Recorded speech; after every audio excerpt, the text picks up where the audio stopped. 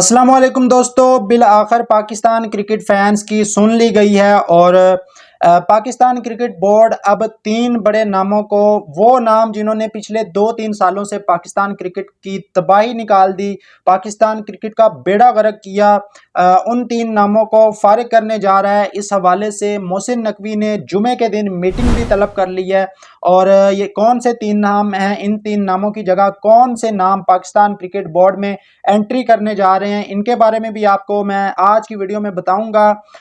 इसके अलावा दूसरे नंबर पर सरफराज अहमद एक बार फिर डट गए हैं आकिब जावेद के सामने और जो 49 प्लेयर्स का कैंप लगाया था पाकिस्तान क्रिकेट बोर्ड ने, उसमें से ऐसे प्लेयर्स जिनके साथ ज्यादती हुई है, सरफराज अहमद उन प्लेयर्स के लिए बोल पड़े हैं और आकिब जावेद को कहा है कि इन प्लेयर्स को वर्ल्ड कप स्क्वाड में शामिल किया जाए और इनको मैं रेड बॉल के अंदर भी, जिसमें सरफराज अहमद पाकिस्तान टीम के टेस्ट टीम के कोच हैं, उसमें भी मैं शामिल करना चाहता हूं। सरफराज अहमद ने यह बात की है कि इनको कैंप में बुलाया जाए।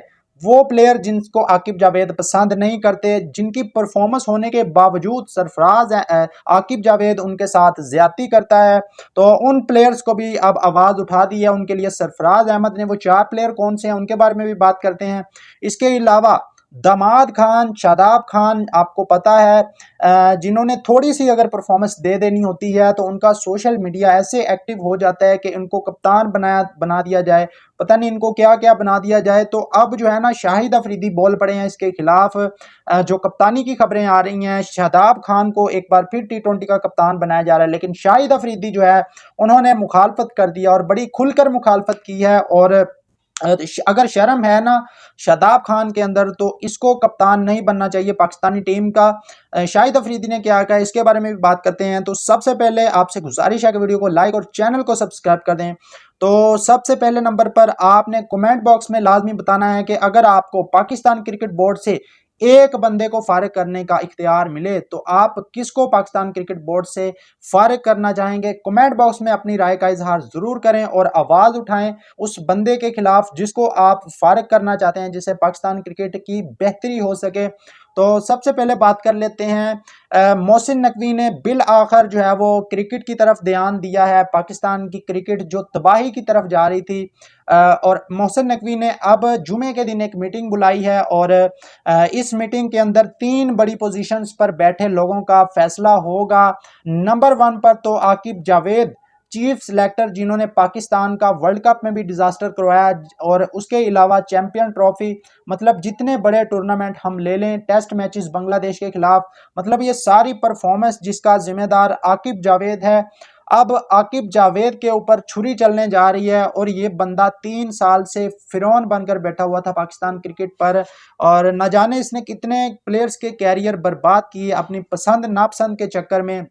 तो अब साबिक क्रिकेटर के साथ मोहसिन नकवी मीटिंग करेंगे और उस मीटिंग में डिसाइड होगा कि आकिब जावेद को कौन सा ओहदा देना है। और खबर जो आ रही है उसके मुताबिक आकिब जावेद को सिलेक्शन कमेटी से हटाकर सिर्फ उनका जो एनसीए का ओहदा है, जो एनसीए के हेड हैं, उस तक उनको महदूद रखा जाएगा और सिलेक्शन कमेटी का जो चीफ सिलेक्टर का ओहदा है वो आकिब जावेद से वापस ले लिया जाएगा। और अब वो ओहदा दिया किसको जाएगा पाकिस्तान क्रिकेट बोर्ड की, मैंने आपको बताया था कि 2-3 दिन से मीटिंग चल रही है मोहम्मद हफीज के साथ। तो मोहम्मद हफीज को काफी ज्यादा चांसेस हैं कि Pakistan cricket board chief selector का ओहदा दे सकता है। उसके अलावा जो दूसरी चेंज हो सकती है, जो जिसके बारे में खबर आ रही है, वो कैप्टन को लेकर हो रही है। पाकिस्तान का जो टेस्ट टीम का कैप्टन है शान मसूद, उसको हटाया जाएगा, उसके बारे में फैसला किया जाएगा। और जो खबर आ रही है वो एक बार फिर डमी कैप्टन जो है आगा सलमान को पाकिस्तान क्रिकेट का कैप्टन बनाया जाएगा। हालांकि बाबर आजम को भी ऑफर किया गया था, लेकिन बाबर आजम ने भाई साफ तौर पर इनकार कर दिया, क्योंकि बाबर आजम को पता है कि इन्होंने मेरी माननी तो है नहीं, मर्जी तो इन लोगों ने अपनी करनी है। तो उसने साफ तौर पर इनकार कर दिया कि मैं ऐसी लूली लंगड़ी कप्तानी कभी नहीं लूंगा। उसके अलावा जो तीसरी चेंज है वो डायरेक्टर इंटरनेशनल क्रिकेट को लेकर आ रही है खबर। वो बंदा जिसने डिसाइड करना होता है, जिसने पाकिस्तान का जो फ्यूचर टूर प्रोग्राम होता है वो डिसाइड करना होता है कि पाकिस्तान ने किस महीने में किस टीम के साथ खेलना है। और वो पता नहीं कौन सा नालायक बंदा है जिसने पाकिस्तान का 50 दिन का गैप रखा हुआ है। और हमने यहाँ पर आवाज़ भी उठाई थी कि साउथ अफ्रीका की टीम फारिग है, जिम्बाब्वे की टीम भी कुछ दिनों के लिए फारिग है, इवन के आयरलैंड भी फारिग है। तो आप छोटी मोटी सीरीज़ खेल सकते हैं इन टीमों से। तो इस पर भी जो है ना तमाम जो क्रिकेट बोर्ड है वो सत्तू पीकर सोया हुआ है और किसी से जो है वो कोशिश नहीं की जा रही कि पाकिस्तान सीरीज़ खेल ले। उल्टा इन प्लेयर्स के लिए कैंप लगा दिया गया है और अब इस उम्र में कैंप लगाकर इन प्लेयर्स को सिखाया जाएगा। मतलब ये अजीबोगरीब काम करते हैं हमारा जो क्रिकेट बोर्ड है। तो अब ये 3 पोजीशन पर जो बैठे लोग हैं इनको फारिग किया जाएगा।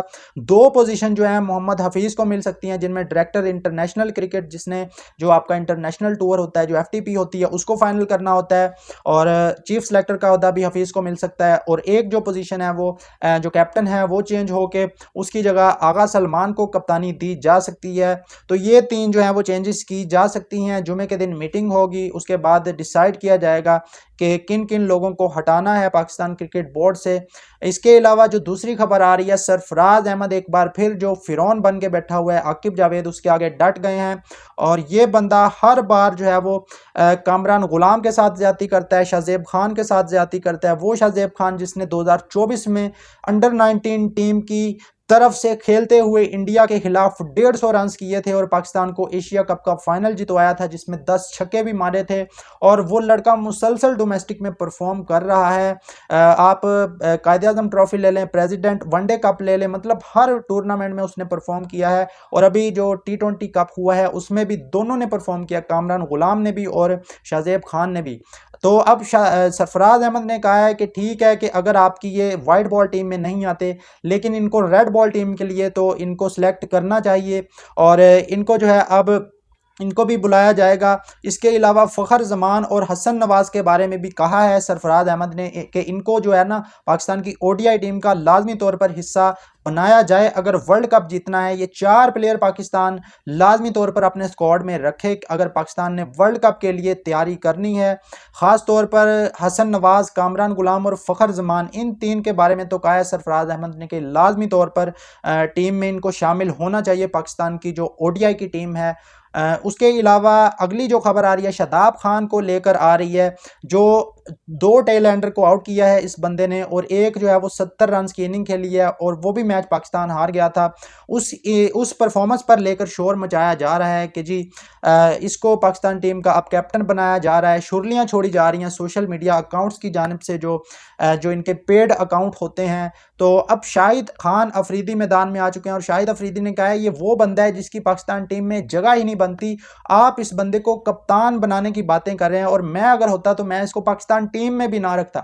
मतलब ये वो बंदा है जो पाकिस्तान के वर्ल्ड कप में जब इन्होंने अमेरिका को हराया था, उससे पहले इंडिया से पाकिस्तान हार गया था, इसी 2026 के वर्ल्ड कप में ये वो बंदा है जो कह रहा था आकर प्रेस कॉन्फ्रेंस में कि हमारे बड़े जो हैं उन्होंने कितने जो है इंडिया के खिलाफ मैचेस जीते हैं, जो आप हमें सवाल कर रहे हैं कि हम हर दफ़ा इंडिया से हार जाते हैं। हमने तो एक दफ़ा फिर जो है वो इंडिया को हराया हुआ है 2021 में, वो जो 152 वाला चेस था वो अब तक हमारे गले पड़ा हुआ है। मतलब वो बंदा जो शादाब खान जो इस तरह के स्टेटमेंट देता है, जिसका माइंडसेट इस तरह का है कि हम इंडिया को हरा ही नहीं सकते, तो आप उसको कप्तान बनाने की बातें कर रहे हैं। मतलब यार शर्म आनी चाहिए पीसीबी को कि एक बंदा जिसकी सोच ही यही है कि हम इंडिया से कभी जीत ही नहीं सकते और वो साफ साफ आकर प्रेस कॉन्फ्रेंस में कह रहा है कि हम 2021 में जीते थे, हमारे बड़ों ने क्या किया है। मतलब वो बंदा आप कप्तान बनाने जा रहे हैं। तो बाकी दोस्तों इस पर आप लोगों की क्या राय है, कमेंट बॉक्स में ज़रूर बताएं।